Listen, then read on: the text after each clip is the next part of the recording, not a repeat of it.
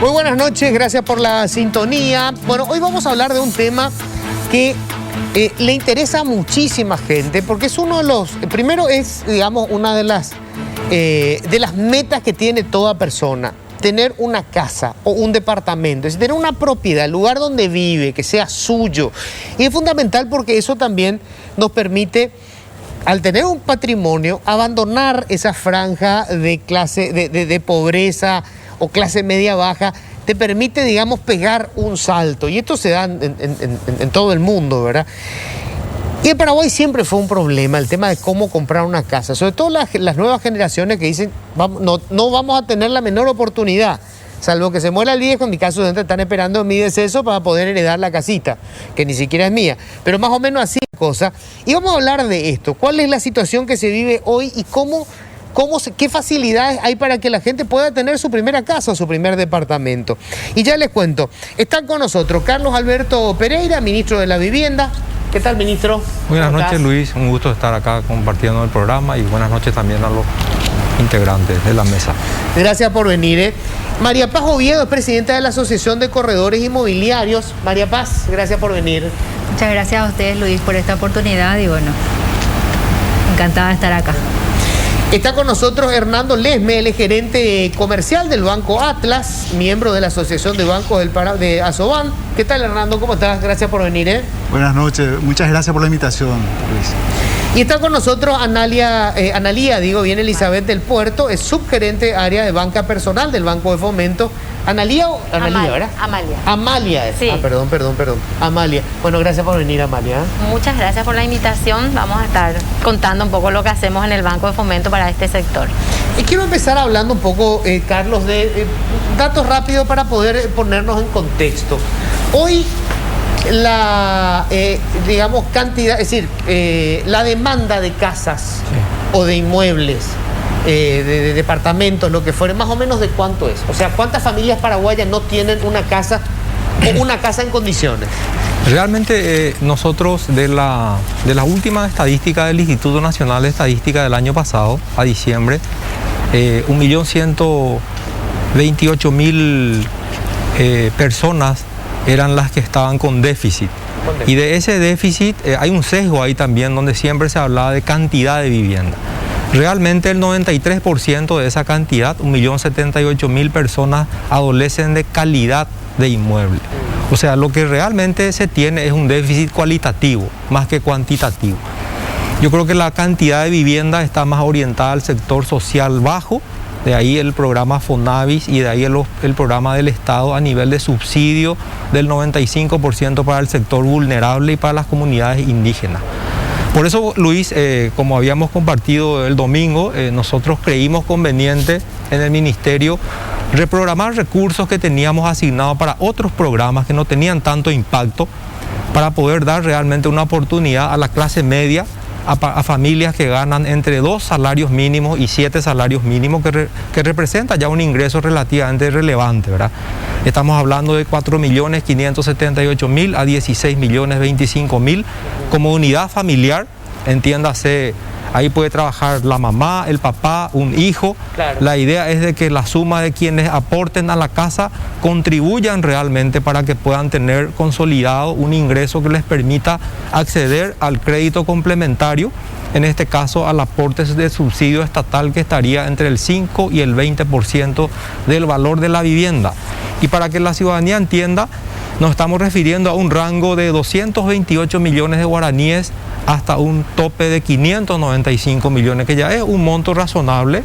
Acá nos van a poder ratificar quienes están. Ese es el valor de la vivienda. Ese es el valor para el cual el subsidio hoy está lanzado, ¿verdad? El lanzamiento se hace pero para... no es que el subsidio es de 500, no. El precio de la vivienda es de 595 millones como máximo. Claro. Y como mínimo de 228 millones. Para el subsidio más bajo, el aporte, para la vivienda más baja, el subsidio es mayor. Claro. Estamos hablando de 50, puede llegar a 45 millones de guaraníes. Entre 20% y 5%. 5%, exactamente. Ok, antes de seguir avanzando con esto, me gustaría, María Paz, hoy, ¿cuál es la situación del mercado inmobiliario? Porque le escuché a mucha gente decir que estamos llegando como a un límite para lo que es la oferta para la gente de buenos recursos, ¿verdad? Los departamentos, sobre todo en la zona comercial nueva, toda la zona de Santa Teresa, etcétera. Y ese segmento más bajo que es atendido sobre todo por el Estado, ¿verdad? Pero esa clase media, que es la que justamente mencionaba recién el ministro, es como que no está encontrando el producto que pueda comprar. Sí lo encontró, por ejemplo, para comprar un automóvil. O sea, vos te compras, la gente de la ANDE parece que nos está boicoteando, a ver si podemos retomar las luces acá en el estudio. Mientras tanto, vamos a seguir hablando nosotros con imágenes de fondo para que sepan de qué estamos hablando y no nos veamos todas oscuras. Bueno, te decía, hay un segmento de la población que, si estamos hablando de automóviles, se puede comprar, por ejemplo, una camioneta coreana. No se puede comprar por ahí una camioneta alemana de marca, pero se puede comprar una camioneta alemana. Pero tiene plazo para poder comprar. Ahora, para poder comprar una casa parece que no encuentra ese mismo producto. Claro, totalmente, Luis. Lo que pasa es que hubo una época en donde los extranjeros empezaron a invertir en nuestro mercado y la información que le daban era de que el tipo de viviendas de nivel para el nivel medio alto iba a entrar en auge. La gente necesitaba salir de la casa, mudarse a un departamento, buscaba espacios más pequeños, que es una realidad, solamente que de repente todos empezaron a invertir para un mismo mercado.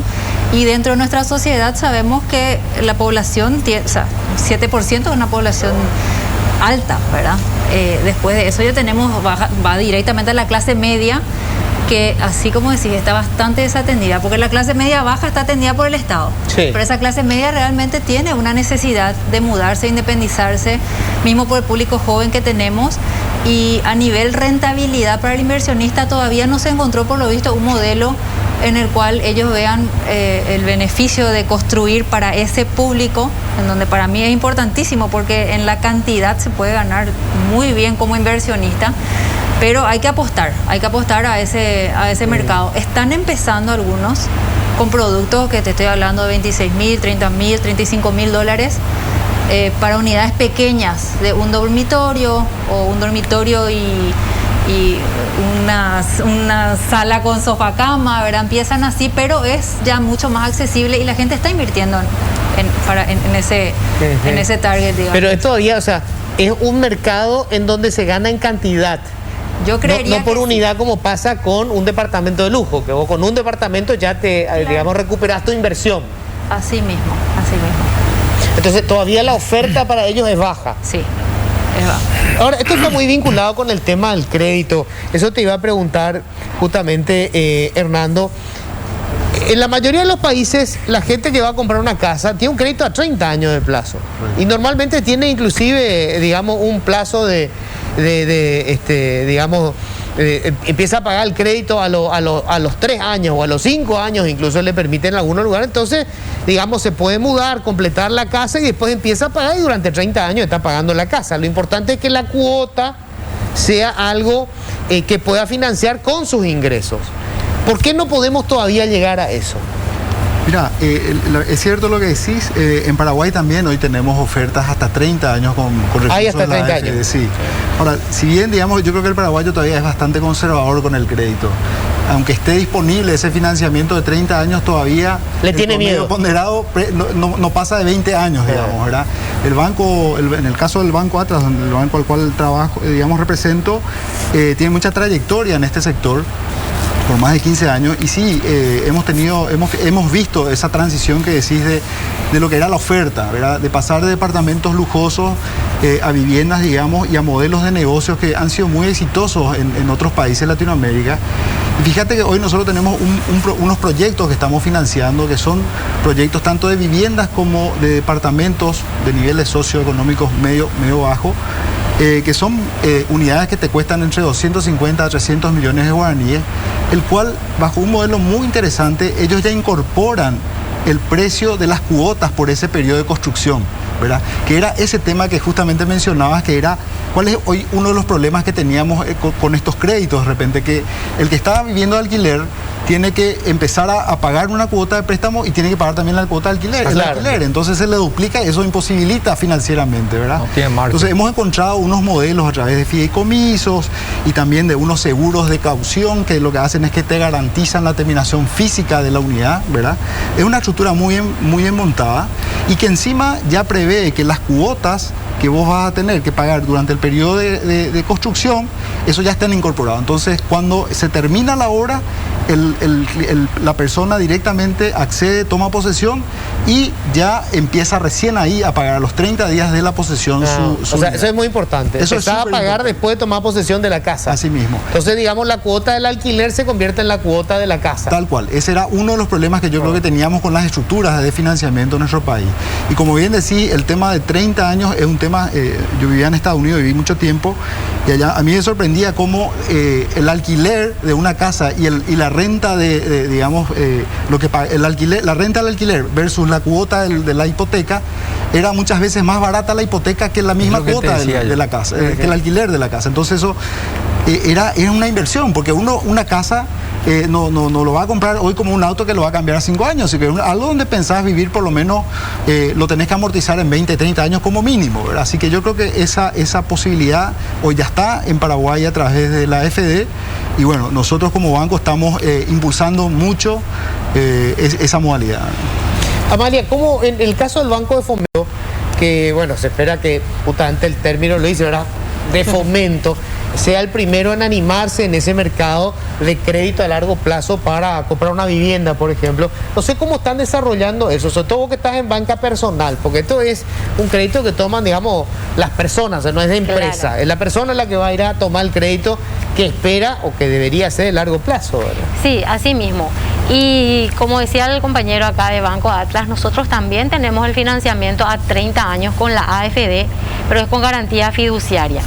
El mismo problema, o sea que la gente mismo tiene una reacción todavía medio adversa, digamos, a lo que es 30 años de plazo e o sea, inclusive el tema de la garantía fiduciaria. O sea, lo que le asusta Siempre- es endeudarse a largo plazo. Así mismo. Es decir, Dios mío, 30 años tengo que pagar la cuota. Sí. Así mismo. Sí, así mismo. Todos están pretendiendo, ¿verdad?, tomar un crédito a 20 años, que es lo que tenemos nosotros ahora mismo disponible con fondos de la AFD, con 2 líneas que son Mi Primera Vivienda y Mi Casa. Y el banco también tiene líneas de crédito con fondos propios, hipotecario y a sola firma, que justamente hoy el directorio aprobó una ampliación en el plazo, porque con fondos propios estábamos saliendo a 10 años de plazo, pero a partir de hoy que se firmó la nueva modificación, justamente en virtud a acompañar un poco la reactivación económica del país, se extendieron los plazos a 15 años con fondos propios, un plazo bastante razonable también por las tasas de intereses que nosotros estamos ¿Qué tasas ofreciendo. tienen? Y tenemos la línea de Mi Casa, que es hipotecario con fondos propios, que va hasta un importe de 600 millones. Y la tasa está 7.50. O sea que es En guaraní. en ¿verdad? guaraní, buena es tasa. anual. No, muy Y buena tasa. tenemos la línea Ñanderoga Pajmurá, que es a sola firma. Es justamente la niña bonita prácticamente del banco, ¿verdad? Que, como les decía, está al 9%.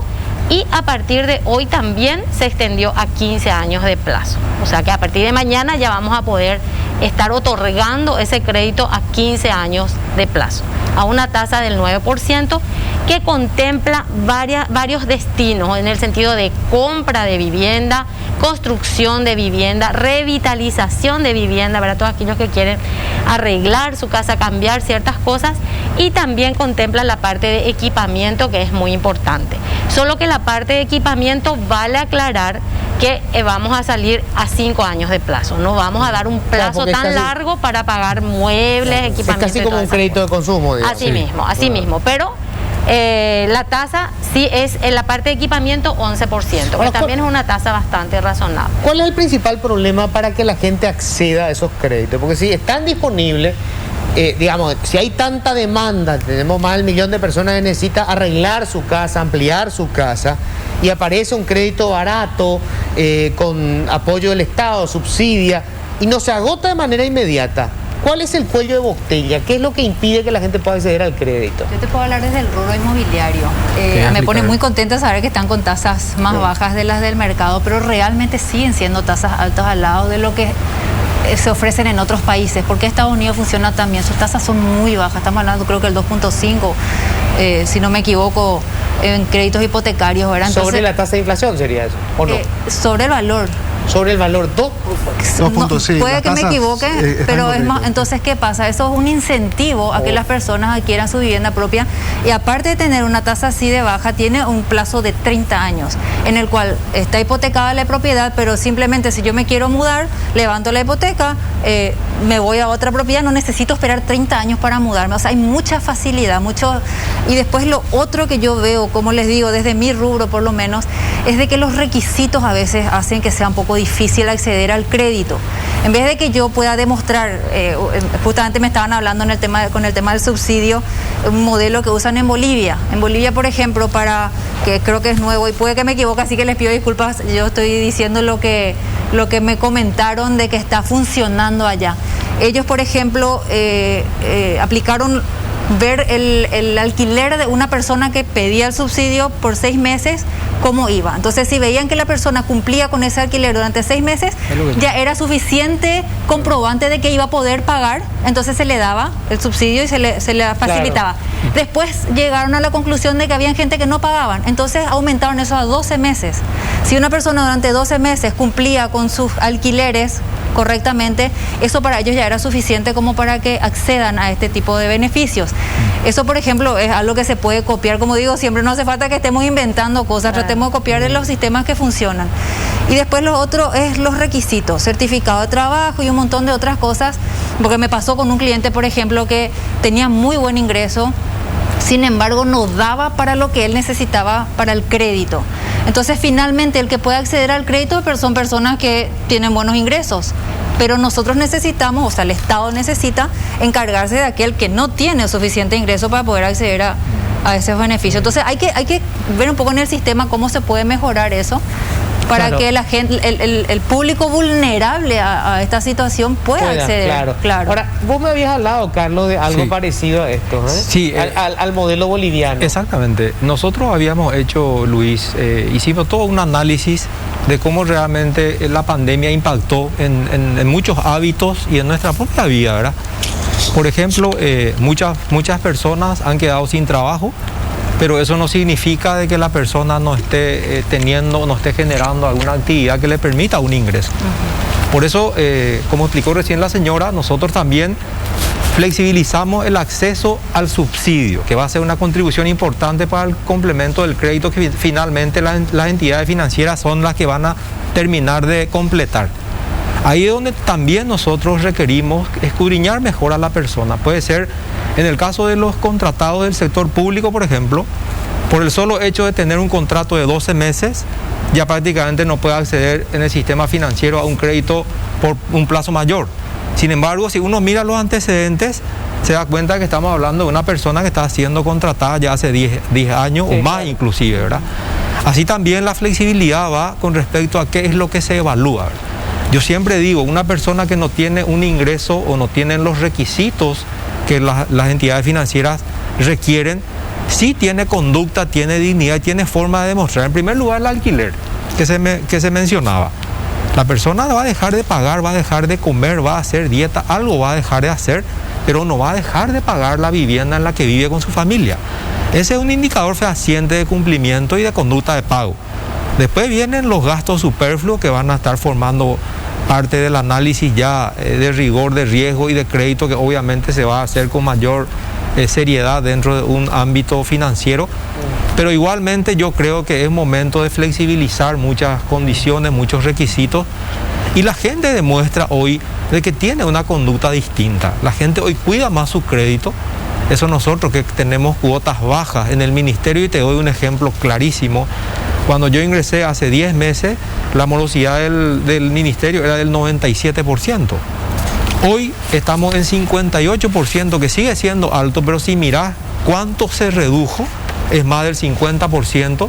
Y lo que hemos hecho fue simplemente verificar in situ a la gente, visitar a las familias por qué no pueden pagar y también hacer una suerte de orientación financiera como para poder contribuir con ellos, y los resultados son elocuentes, ¿verdad? Es evidente, tenemos ya casi 10.000 millones de guaraníes de recuperación, simplemente por haber notificado, por haber tocado la puerta de la gente para pedir que pague su cuota atrasada, que no paga por una cuestión de que es una mala persona, sino que por muchas razones, y que hoy se incrementan con la situación del COVID.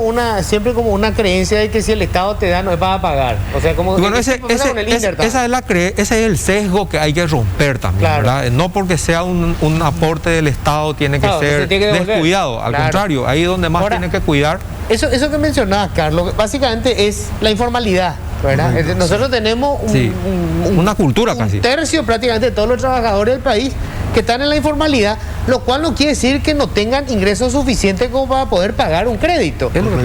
¿Cómo resuelven esto en ese sentido? Porque ustedes están constreñidos por la ley de banco y financiera, o sea, el Banco Central está ahí, la superintendencia, viendo que se respete todo el marco legal. ¿Habría que flexibilizar esto? Yo creo que hoy Luis, te puedo comentar que nosotros en el banco ya tenemos una unidad que le llamamos la unidad de inteligencia de negocio, y hoy se utiliza mucho técnicas de lo que llamamos inteligencia de la información, ¿verdad? Hoy, como bien dije, el ejemplo, por ejemplo, del alquiler.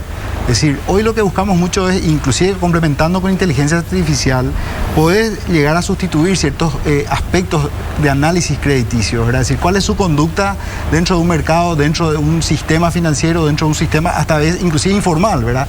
¿Qué nivel de remesas recibe? Hoy puedes, con la cantidad de información y de datos que tenés, te permiten, yo creo que sustituir muchos de los aspectos de análisis de riesgo, ¿verdad? Así que hoy no necesitas flexibilizar en sí, sino que simplemente es entender cuál es su capacidad real de pago, ¿verdad? Y sobre todo tener esa flexibilidad, más que nada, es en la renegociación de repente. Imagínate que nosotros la cartera del banco es una cartera con una morosidad bajísima, es una de las modalidades de crédito de menor mora. Estaba durante muchos años, más de 15 años, estuvo alrededor del 1%, y con la pandemia, digamos, que tuvimos sí una crisis, un estrés bastante importante, nos llegó a pasar del 2%, pero es una mora temporal, ¿verdad? Porque gente o profesionales independientes que se quedaron temporalmente sin alguna actividad y que están regularizando y están retomando el pago de sus cuotas. Así que en ese sentido es un sector muy noble. Lo otro que quería mencionar sobre cuando me preguntaba si por qué falta para dinamizar más esto. Sí. Yo creo que nosotros como banco hoy del sector privado, lo que sí encontramos y estamos encontrando actualmente es una mejor oferta también para esos segmentos más necesitados de lo que hablaba el señor Pereira, de cuál es el déficit habitacional. O sea, el modelo que te comentaba hoy, viviendas entre 200 y 300 millones, ¿verdad? Que hablamos de cuota entre 1,5 millones, 1.900.000, es decir, ingresos familiares, porque hoy tomamos los ingresos de la familia, del papá y la mamá que trabajan, ¿verdad? O el hijo que a veces aporta. Entonces, hoy yo creo que estamos empezando a tener una oferta importante de producto que es más financiable por esas familias, ¿verdad? Entonces, desde el punto de vista del banco, hoy estamos viendo muy auspiciosos con estas iniciativas, porque creemos que hoy sí podemos llegar a ese consumidor final, ¿verdad? Y no tanto al inversionista. ¿Y por qué el inversionista? Digo, porque también era un negocio, ¿verdad? Vos sabés que las tasas en Paraguay, las tasas sobre todo los depósitos, bajaron muchísimo, ¿verdad? Entonces, hoy por hoy, si eras un inversionista que tenía de repente un CDA en un banco, no sé, $200.000 o lo que sea, y te rendía en promedio 5% anualmente, hoy te está rindiendo a lo mejor entre 2 o 1,5, ¿verdad? Entonces, esa caída de rentabilidad vos querés compensarla. Entonces, hoy, haciendo una inversión inmobiliaria también podés lograr un nivel de rentabilidad cercano al 5 o 7%, ¿verdad? Entonces, yo creo que mucha gente por eso también se tiró y fue un sector que dinamizó mucho, ¿verdad? Pero cuando hablamos de lo que es el déficit habitacional, yo creo que ahí tenemos que sí expandir la oferta.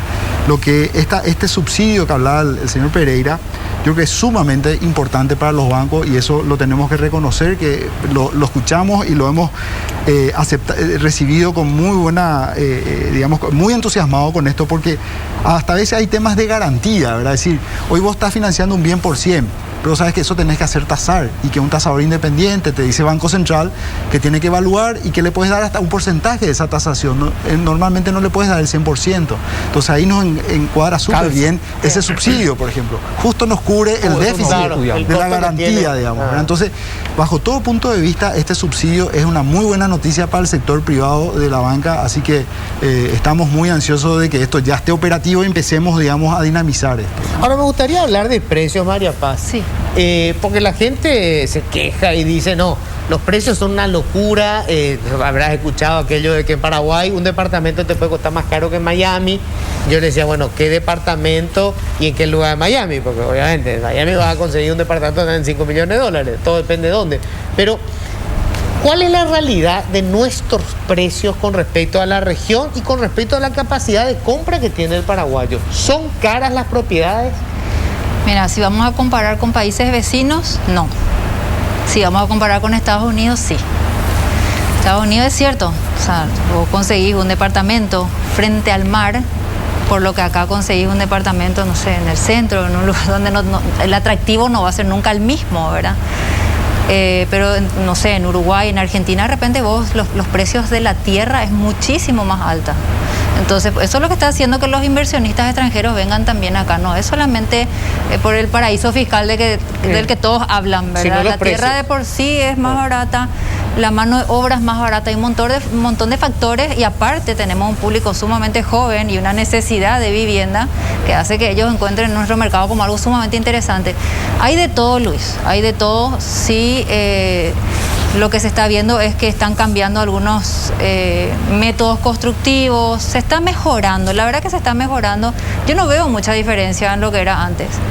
La tierra de repente sufrió una pequeña variación en cuanto a los precios durante la pandemia, pero está empezando a regularizarse. En cuanto a la compra, los alquileres no te puedo decir porque bajaron y no está subiendo, pero lo que sea compra de terrenos, de propiedades, creo que está volviendo toda la normalidad. Ahora, pero es caro, ¿qué es lo más caro? ¿Es la tierra lo más caro?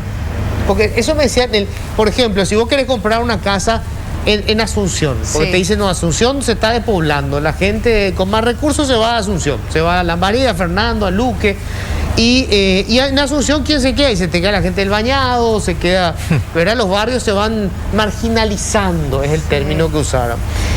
Yo no sé si esto es así, o sea, si vos querés comprar una casa en Sajonia, por ejemplo, sí, ¿los precios son realmente imposibles? No son imposibles, por el contrario, hay emprendimientos bastante económicos allá, y yo realmente particularmente no veo como que esté incomparable. Sí veo, como te decía, de que es difícil acceder a un crédito. El que no tiene el capital le cuesta un poco acceder a ese crédito, pero no son precios incomparables. Tengo que hacer la pausa y vamos a hablar de esto. Quiero escuchar la opinión de usted tan sobre el tema precio. ¿Es caro? ¿Es barato? Escuché de todo con respecto a eso. Hay gente que quiere vender su casa, dice, bueno, me conviene salir acá, pero te pide por la casa, no sé, es una casa que se está cayendo a pedazos y te dice, queremos 800 millones de guaraníes. Y la casa es una casita que se cae y te dice, no, pero es el terreno, está acá. Claro. ¿Vale realmente eso? Hacemos la pausa, ya volvemos. Bueno, estábamos hablando ya fuera de micrófono del tema de los precios.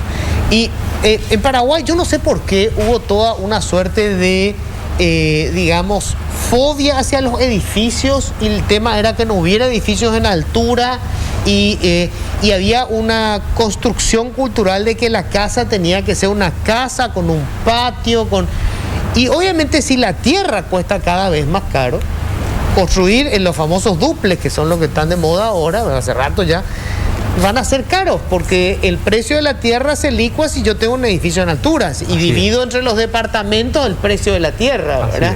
Pero evidentemente no tenemos eso, y en Asunción vos me decías, en realidad hay buenos precios, pero para la clase media alta, sí, pero para la clase media baja, si para armar barrios, por ejemplo, hoy ya no hay precios. Para eso no, para ese público no. Pero de hecho que hay, sobre lo que acabas de mencionar, la gente tiene miedo de los edificios, es cierto, porque dice, voy a perder mi privacidad, esta casa donde vivió mi abuelo, vivió mi no sé qué, mi tatarabuelo, y entonces cuida eso. Pero realmente para que una ciudad progrese y crezca, tiene que crecer en altura, no queda de otra. Todas las capitales del mundo están llenas de edificios y no queda otra. Va a llegar un momento en que yo creo que la gente que tiene casa va a tener que mudarse al interior, a diferencia de lo que pasa ahora, de que el que no tiene la plata se muda al interior. ¿Qué es lo que pasa en en Argentina, ¿verdad? Están los barrios cerrados fuera de la Claro, los capital. country, fuera del lugar, Exactamente. claro. Y vamos a tener que tender a eso tarde o temprano. Vamos a tener que cambiar esa cultura porque si queremos crecer como capital, como ciudad y también va el crecimiento del país, necesitamos crecer en altura. ¿Qué querías contar hace rato? No, justamente sobre el comentario que hiciste, ¿por qué no compran cuando hay un terreno que tiene mucho valor pero la casa se está cayendo prácticamente? Porque ahí es doble la inversión que tienen que hacer. Tienen que sacar otro crédito para poner la casa en condición para poder mudarse. Tienen que echar abajo la casa y después así construir. mismo, construir de Y nuevo. construir es caro. Sí. Es caro construir en Paraguay. Es caro. O sea, no, es que si construir en una casa hecha probablemente La más única barato de manera construir. de rentabilizar eso es diluyendo en una estructura edilicia, ¿verdad? Nosotros, independientemente de este programa de subsidio que de alguna manera empieza a contribuir llenando ese espacio que anteriormente en el sistema quedaba, porque de un crédito de 100 sobre el 70% de tasación es donde va a recibir la financiación, y hoy el subsidio lo que hace es contribuir con el banco ese espacio de riesgo que cubrían, ¿verdad? Nosotros hoy, Luis, también estamos mirando, siempre fortaleciendo a la clase media, tratando un poco también de rentabilizar los activos del ministerio. Nosotros no tenemos muchos recursos, nuestro presupuesto ha sido disminuido en un 35%, obviamente redireccionado a salud pública. Entonces hoy, por ejemplo, estamos lanzando en los próximos días Mariscal López y Brasil. Esa es una estructura del ministerio que hoy está prácticamente cayéndose el edificio, pero ahí vamos a hacer un fideicomiso, vamos a hacer un llamado de un proyecto ejecutivo para construcción de un edificio de 90 departamentos, donde sí la gente va a tener que cambiar el sesgo cultural de la tradicional casa que mencionaba, que era de la abuela, que era del abuelo, de la tradición familiar. Hoy la gente ya estaba pensando en su propia actualidad financiera, está pensando ya en la realidad de su familia, cómo Claro. hoy está distribuida y cómo vive. Hoy ya no hay hijos, Ahora, 8 y 10 hijos por familia, Claro, apenas uno son tiene uno muchos. o dos, ¿verdad? Claro. Y por otro lado es la forma en que nosotros hoy podemos también rentabilizar nuestros propios activos, pero contribuyendo con la clase media, ofreciendo todo un abanico de posibilidades como para que esas familias que hoy puedan pagar 35 o 40 mil dólares encuentren en un lugar, en el centro, cerca de su trabajo, cerca de donde interactúa, la posibilidad de también poder tener un edificio, un departamento, un edificio nuevo, moderno, funcional y con una financiación que se compadezca con su realidad económica. Yo, de hecho, algo que siempre le discutía a la gente que estaba en el Ministerio de la Vivienda, hoy se llama vivienda y urbanismo. Yo creo que las políticas públicas se olvidaron de esa parte de urbanismo, porque no es solamente, hoy la gente no busca solamente una casa, Sí, busca busca un una casa orden. busca un lugar donde vivir. Eso significa que el colegio quede cerca, que el trabajo, de Planificación. ser posible, quede cerca, porque el drama hoy es el transporte. Si me permitís, el tiempo Luis. que robás ahí es Sí. el problema. Si me Pero permi- digo, hay nomás, por ejemplo, microcentro de Asunción. Yo creo que a mucha gente le encantaría vivir en el microcentro de Asunción. Si tuviera departamento en esos viejos edificios, como ocurre en las grandes Es lo que capitales estoy del mundo, diciendo. que se convierten en departamentos, ¿verdad? Porque además tenés ya todos los servicios. Asunción es el único lugar que tiene desagüe pluvial, el microcentro. Nadie puede disfrutar Pero de nadie ese- vive ahí. Nadie vive ahí. Ahí están los comercios, pero nadie vive en ese lugar. Es cierto eso, Luis, y si me permitís, nosotros venimos de una serie de fusiones y de transformaciones de personería jurídica. Alguna vez fue Banco de la Vivienda, fue Secretaría Nacional de Vivienda, Consejo Nacional de Vivienda, Instituto Paraguayo de Vivienda Económica. Hoy el Ministerio de Urbanismo, como dijiste, de Vivienda y Hábitat. Nosotros estamos incorporando la sustentabilidad urbana, que el desarrollo es una forma diferente de ver el desarrollo. Ahí interactúan cuestiones económicas, ambientales, de crecimiento. Sabemos que las ciudades crecen muy rápido y esa dispersión geográfica hace que se desordene esa ciudad cuando no hay un estudio, una planificación ordenada del crecimiento de una ciudad. Yo creo que eso es lo que siempre faltó en nuestro medio, y eso nosotros vemos de la planificación, que es una actividad muy poco comprendida, pero sí cuando hay caos, cuando hay desorden, y sobre todo cuando nosotros sufrimos todos los días el pico de hora, ahí es donde nosotros nos damos cuenta de la falta de planificación. En Singapur, por ejemplo, el 90% de la población tiene casa propia, En China el 93% de la población en este momento está con una crisis inmobiliaria enorme, pero sin embargo no hay ningún tipo de corrida, no hay ningún tipo de sobresalto, porque tienen forma de controlar, porque hay orden, ¿verdad?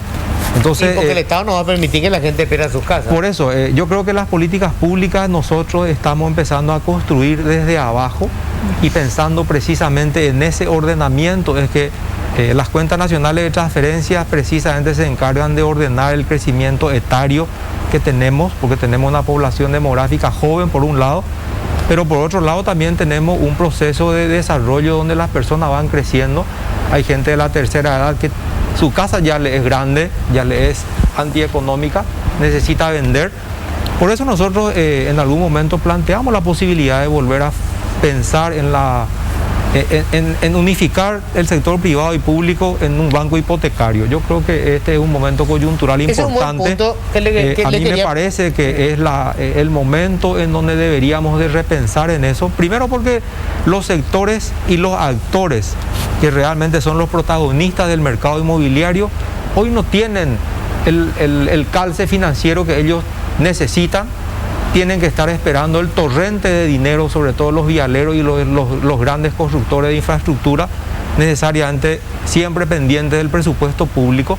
Sin embargo, si se integran las fuerzas públicas y privadas, creando el Estado a partir del Ministerio las condiciones para erigir sobre esa estructura ya establecida, por lo menos como una base para crecer, y ahí se incorpora el sector privado inmobiliario para dinamizar, para impulsar y para que no se detenga esa actividad. Tengo que hacer una pausa. Vamos a hablar de este tema del mercado inmobiliario. O sea, ¿cómo podemos hacer para que confluyan?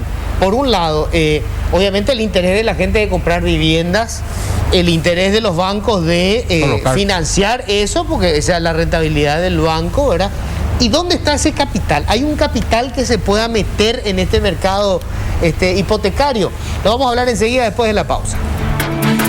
Bueno, estábamos hablando de un mercado hipotecario. ¿El sistema financiero está listo como para lanzarse a un sistema con esas características? Por supuesto que sí. Sí, totalmente, Luis. Nosotros hoy, un dato, nosotros en el Banco Atlas, el 100% prácticamente de nuestras carteras de créditos para la vivienda a través de la AFD están instrumentados a través de lo que llamamos el fideicomiso de garantía, ¿verdad? Porque es una figura mucho más ágil, mucho más fácil, práctica y menos costosa inclusive, ¿verdad? Y te da una flexibilidad para la movilidad, las transferencias y las aplicaciones eventualmente o las ejecuciones en caso del acreedor financiero, ¿verdad? Así que yo creo que ese es un instrumento que es muy eficiente, aunque aprovecho el espacio también para mencionar, digamos, de que en el caso, por ejemplo, de la ley de fideicomiso sería bueno si podemos tener una flexibilidad. Hoy las garantías, o sea, si vos tenés una casa y eso ponemos en garantía en un fideicomiso, los fiduciarios tienen que presentar mensualmente un reporte, como un balance y tienen un RUC. O sea, hay un trabajo a lo mejor innecesario, porque una garantía, una casa no va a cambiar de valor todos los meses, digamos, claro. ¿Verdad? Sin embargo, genera eso una comisión importante, un costo, ¿verdad? Claro. Entonces, para abaratar eso sería importante que te haga también algún cambio en la reglamentación con relación a eso, al tratamiento de ese instrumento, pero justamente a través del fideicomiso, que es una figura que nosotros tenemos muchísima experiencia, hablamos mucho de lo que es la securitización de carteras, ¿verdad? Es decir, donde vos transferís a ciertos fideicomisos carteras de créditos hipotecarias o con garantías reales, como en este caso, y lo que haces es emitir deudas sobre esas carteras para hacerlas, digamos, más líquidas. Entonces vos lo que compras es una participación de un fondo o de un fideicomiso donde estás financiando un activo de largo plazo, pero al tener un título que vos podés negociar en el mercado financiero bursátil, eso lo hace sumamente líquido y eso dinamiza mucho más la economía. Entonces hoy banco, si yo tengo, aunque yo trabajo 100% con AFD, básicamente mis créditos para la vivienda, entonces estoy calzado, pero si lo hacía con recursos propios, capaz que en algún momento iba a tener esa necesidad de decir, necesito volver a tener liquidez, digamos, entonces hago una securitización, me vuelvo a vender mi cartera y vuelvo a generar otra cartera y así vamos haciendo ese dinamismo de las carteras hipotecarias. Hoy nos estamos boicoteando todo el tiempo, ¿eh? ¿Qué pasó acá? Algo raro está pasando. Bueno, le quería decir, para entender un poco esto del mercado hipotecario, ¿verdad? Es como que Juan, Pedro y María tomaron préstamos y dejaron como garantía su casa, ¿verdad? Ese es un crédito hipotecario. Esos pagarés del crédito hipotecario van a un fondo común. Correcto. Sí. y ese fondo común puede emitir un título, un pagaré contra esos otros títulos, y eso se puede cotizar en bolsa. O sea, la gente puede y dice, yo voy a compro esta acción, una participación, compro esta participación que tiene garantizado. Si es que no pagan, están las casas existen, o sea, tiene una garantía real, y yo pongo plata en eso. Y esa plata va a ese fondo, y ese fondo puede financiar más créditos. Así mismo. Ese es el proceso de titularización que estaba explicando Hernando, ¿verdad? Por eso yo hablaba de que este es un momento propicio para pensar en una alianza público-privada y generar un banco hipotecario con participación público y privada. Porque es la única manera en que la liquidez no va a faltar para financiar un producto de largo plazo de maduración, como el crédito hipotecario a 20 a 30 años, para un mercado cortoplacista en donde las características de nuestras captaciones no van más allá de un año o más de 3. Entonces esa es la única manera en que con la titularización o con la securitización de activos sobre garantías fideicomitivas en un fideicomiso que administre en alícuotas, como para que en el mercado secundario eso se pueda licuar y se pueda negociar, esa va a ser la única manera en que existirá siempre financiamiento barato, plazo suficiente como para calzar la cantidad de necesidades existentes y que son insatisfechas hasta hoy. Y yo creo que esa es la salida, ¿verdad? A mí me parece que países como Chile, Ecuador, Perú mismo, ellos son ejemplos de cómo eso ha funcionado muy bien y en mercados mucho más complicados que nosotros, ¿verdad? Y sobre todo mucho más grandes. Nosotros creo que somos un país ordenado, tenemos un sistema financiero solvente, sólido, como nunca antes. La liquidez existente hace de que hoy podamos estar acá compartiendo este espacio en donde la contribución que haga el Estado, por más de que sea una primera remesa, es un espacio importante que va a llenar en materia de riesgo para quienes hoy están financiando, y me parece que es un momento propicio para poder sentarnos a discutir las ventajas que eso podría conllevar. Tengo que hacer otra pausa, me están diciendo acá. Hoy tenemos cortes y pausas. Los cortes están por cuenta de la ANDE. Brevísima pausa. Vamos a hablar un poco más de esto y de algunos que mucha gente habla, ¿verdad? Estamos con una burbuja inmobiliaria.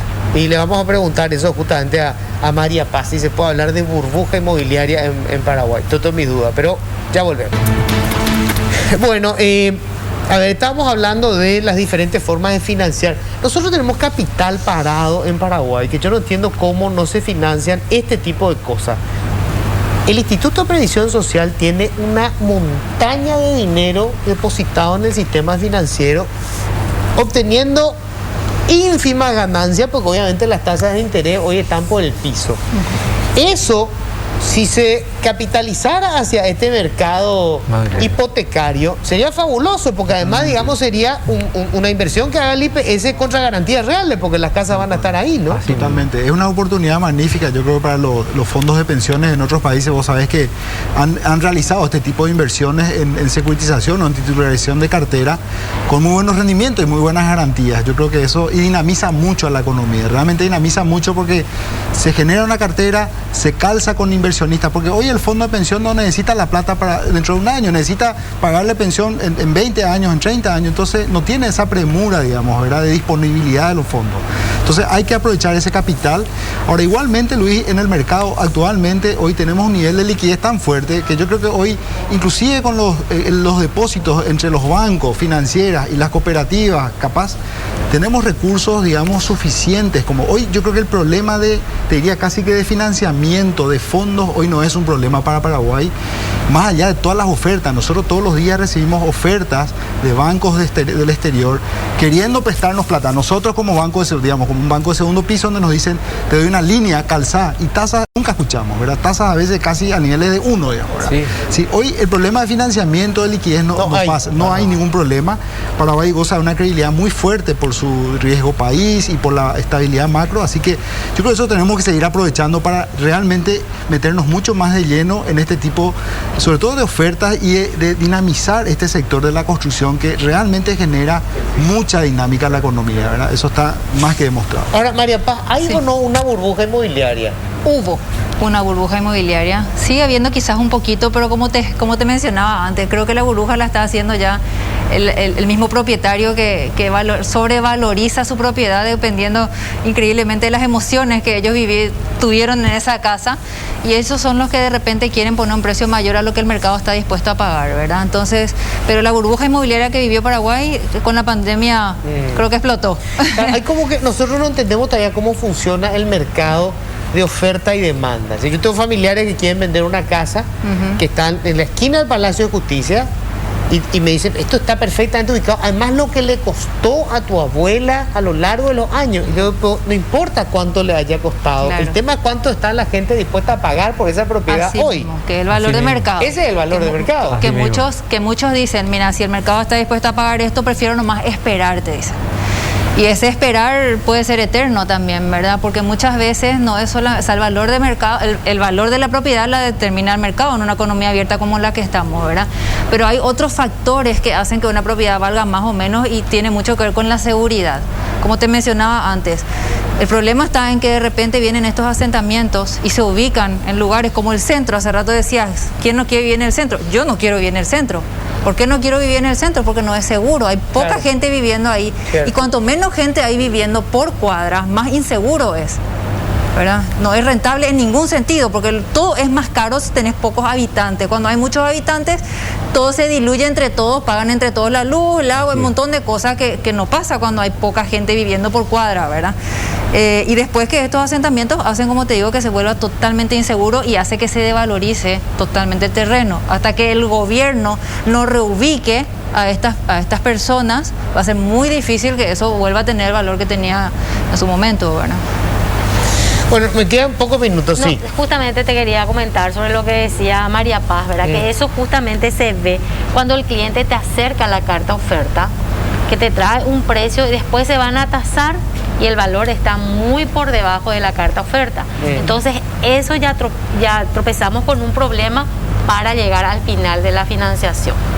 Claro, vos no podés como banco prestarle un dinero porque la hipoteca es la que va a cubrir el crédito, ¿verdad? Así Y la mismo. hipoteca eso es el valor real, no sobre Sí, lo que la sobre- persona quiere vender. Así mismo, no sobre la carta oferta que te están presentando. Ese de repente es también uno de los inconvenientes como para llegar al final del proceso del crédito.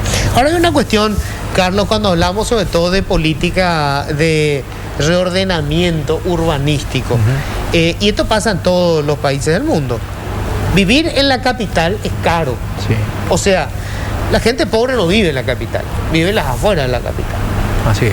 ¿Cuánto? Si vos querés quedarte en el centro, vos tenés que pagar. Nosotros tenemos todos estos cordones de Villa Miseria que se quedaron ahí. Esa gente no Esas son quiere las que salir. realmente están en la ciudad. Ellos son los que están en la Así ciudad. mismo. Y obviamente ellos Y no esa- se quieren retirar porque vivir en la ciudad, o sea, digamos, tiene un valor enorme. ¿Cómo solucionamos este problema? Mira, nosotros estamos tratando de, en primer lugar, darle soluciones a estas familias que están en los diferentes focos del centro, frente al Cabildo, detrás de la Chacarita.